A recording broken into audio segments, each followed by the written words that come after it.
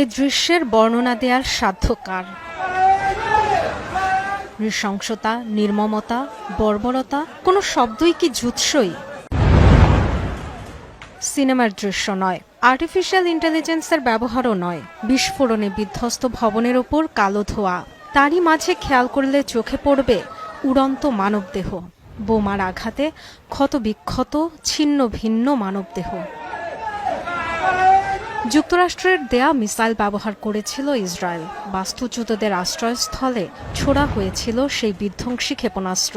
এতটাই তীব্র এর বিস্ফোরণ, যার প্রভাবে এমন বিভৎসতা। স্থানীয় সাংবাদিকের ক্যামেরায় ধরা পড়া এই দৃশ্য ভাইরাল সামাজিক যোগাযোগ মাধ্যমে। এক্স হ্যান্ডেলের রোমহর্ষক এই ভিডিওর সাথে গাজার সাংবাদিক মোতাসিম দালাউলের ক্যাপশন, ইসরায়েলি দখলদারদের ব্যবহৃত মার্কিন রকেটে বেহেশতের পথে শিশুদের আত্মা আর দেহ।